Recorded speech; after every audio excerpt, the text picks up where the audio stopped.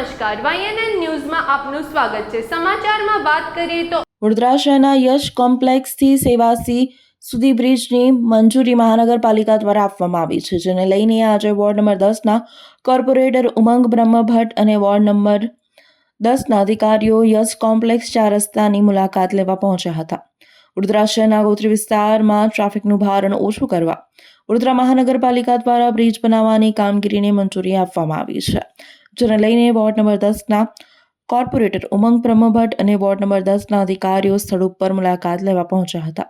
Ward number 10ના corporator ઉમંગ બ્રહ્મભટ્ટ અધિકારીઓને આડે હાથે લેતા પહેલા જ ગોત્રી તળાવ અને ગોત્રી ગાર્ડનની સાફ સફાઈ અંગે અધિકારીઓને બ્રિજ બનાવવાની કામગીરી પહેલા 2 વસ્તુ પર ધ્યાન આપવાનું જણાવ્યું હતું। અધિકારીઓને તાત્કાલિક સફાઈના મુદ્દે અધિકારીઓને આડે હાથે લીધા હતા, પરંતુ સવાલ એ છે કે વોર્ડ નંબર 10ના અધિકારીઓને કોર્પોરેટરોને પણ નથી ગાંઠતા તેવું સ્પષ્ટ દેખાઈ આવે છે।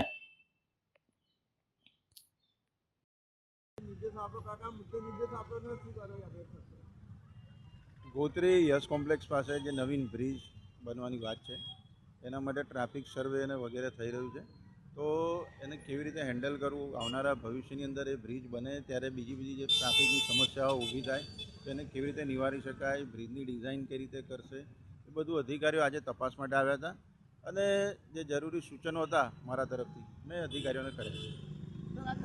ગાર્ડન વિશે પણ તમે કીધું છે, તળાવની સાફ સફાઈને પણ તમે મુદ્દો લીધો છે અધિકારીઓને।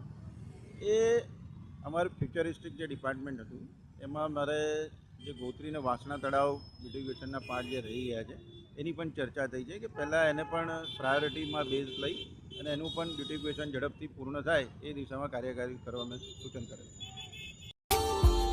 Subscribe now and press the bell icon. Never miss an update.